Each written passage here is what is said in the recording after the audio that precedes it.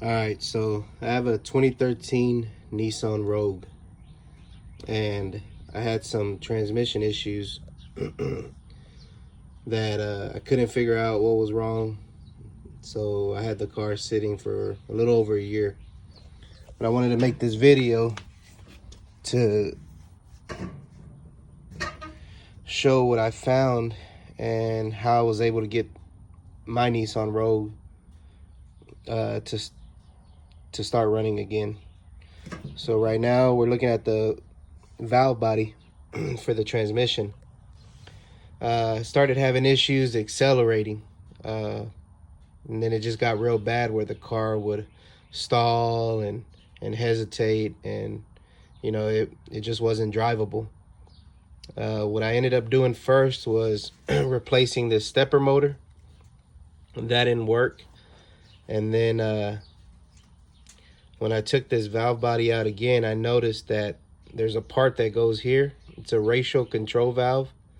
And I'll try to post a picture of it, but it's pretty much, there's a spring inside, a shaft with like a fork on each side, and this side of that fork connects to the inside of this, and then the one that's on this side basically connects to a piece that's in the car.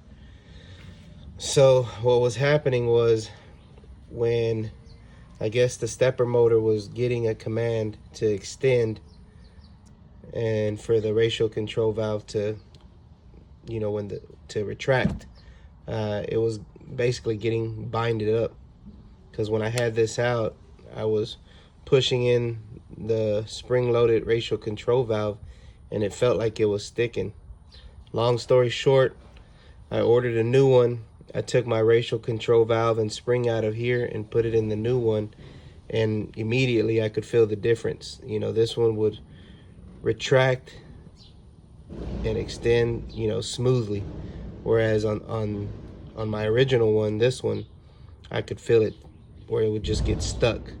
So like I said, and it makes sense, because there was times where I would try to take off or accelerate from a complete stop, and my Rogue would hesitate, and then I guess catch up, and then it would drive fine. Looking back, I realized it was getting stuck in here. So when this extends, the ratio control valve retracts, and vice versa. But that's pretty much what it was. There was a guy on YouTube, I think it was I can't remember his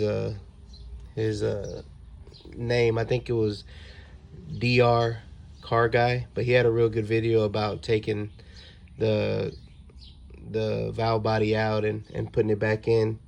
But like I said, what I did was I bought a used one off eBay, and then on the one that I got, this is a ROM. It's basically like the memory. I took this one off the one I bought, and I put my original one on the replacement.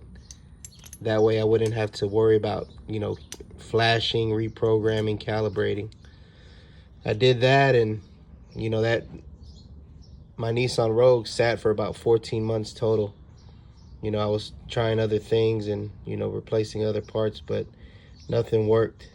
When I put the new valve body on, I mean, it was instant. I've been driving the car with no issues. So hopefully this helps somebody out there.